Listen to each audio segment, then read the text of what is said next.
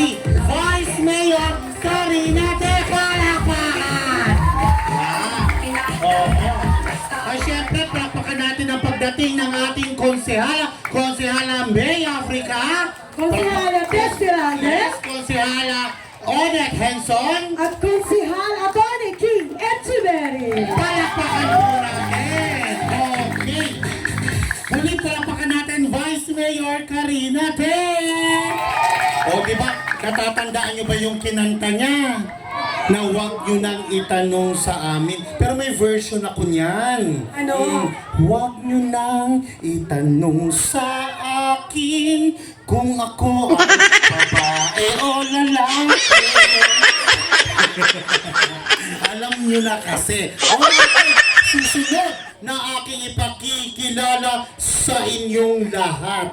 Batang-bata siya, alam nyo naman, di ba? Siya ang katuwang ng ating butihing Mayor Along Malapitan pagdating sa pagsulong ng mga proyekto at pagpapaunlad dito sa Distrito 3. Batang-bata siya ng inyong inihalal. Ngayon, bata ko na siya.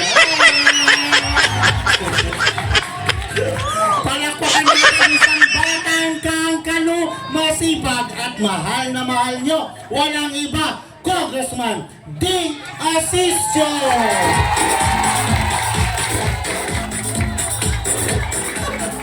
Maraming salamat. Sumbul talaga. Alam nyo, hindi ko na itatanong. Magkababata mo talaga kami yan. Yung bata mo kami, sabay pa po kami nagpatuloy yan.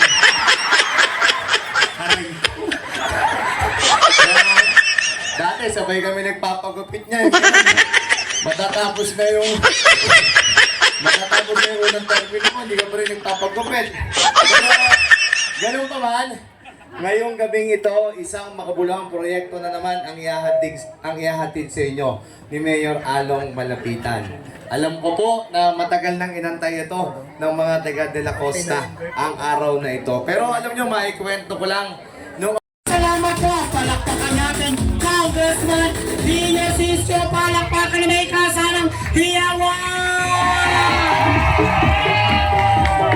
Okay.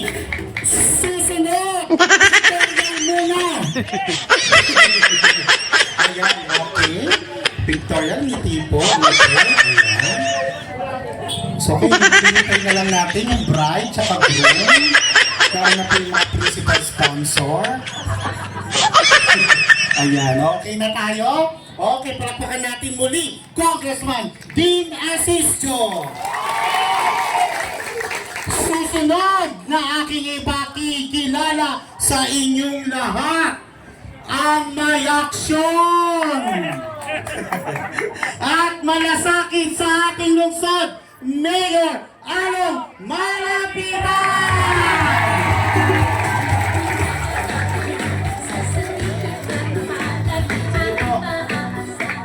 maraming salamat, magandang gabi po sa inyong lahat. Bago ako tumakbong mayor noong 20